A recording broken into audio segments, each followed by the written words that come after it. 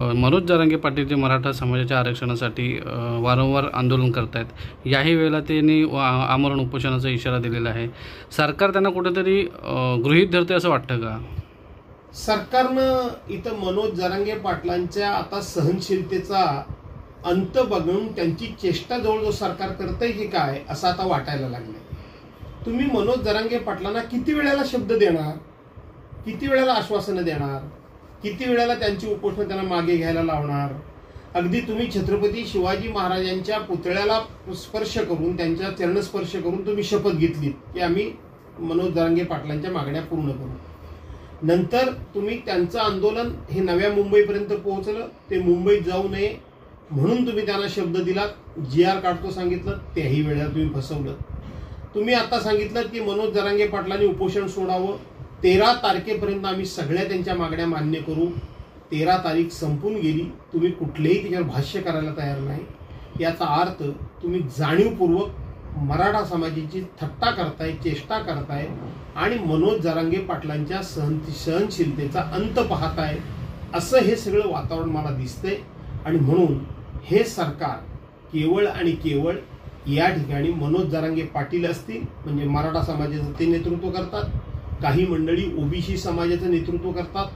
या दोन समाजामध्ये संघर्ष व्हावा अशा पद्धतीची खेळी खेळत असताना दोन्ही समाज आपापल्या ठिकाणी अतिशय समजून चुकलेले आहेत. त्यांनी संयम बाळगलेला आहे आणि त्यांनी ही सरकारची ही खेळी दोन समाजामध्ये लढवण्याची खेळी यशस्वी होऊ द्यायची नाही हे ठरवलं असल्यामुळं आज सरकार जाणीवपूर्वक या ठिकाणी मनोज जरांगे पाटलांना त्रास देते.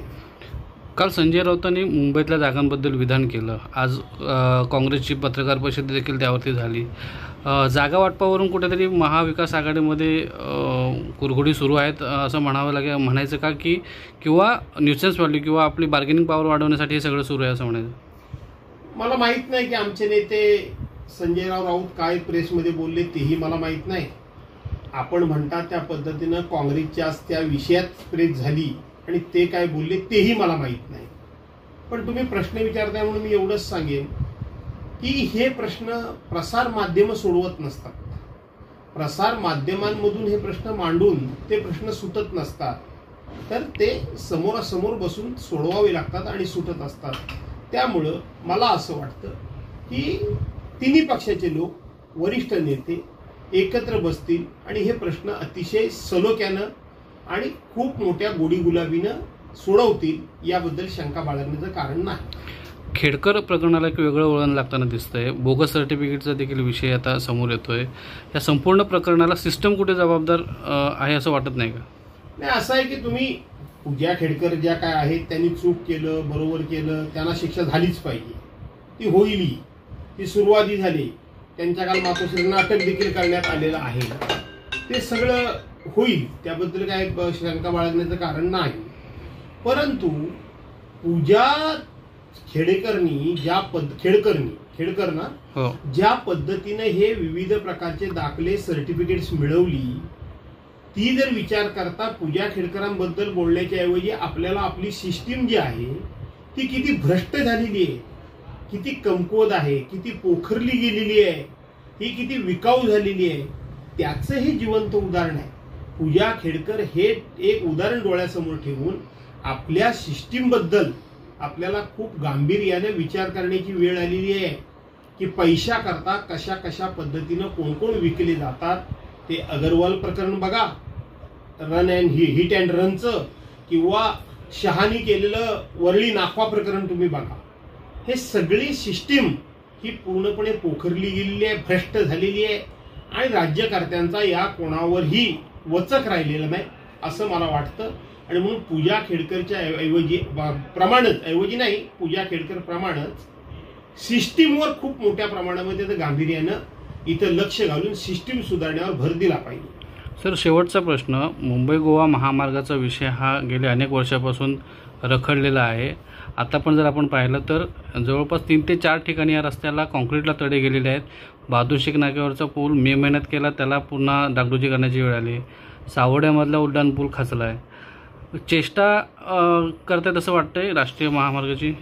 असं आहे की मुंबई गोवा हायवे हा जो रस्ता आहे खास करून रत्नागिरीच्या सीमेपासून पनवेलपर्यंत जर आपण हा रस्ता बघितला तर भारतीय जनता पार्टीच्या कार्यपद्धती आणि कार्यक्षमता किती तकलादू आहे.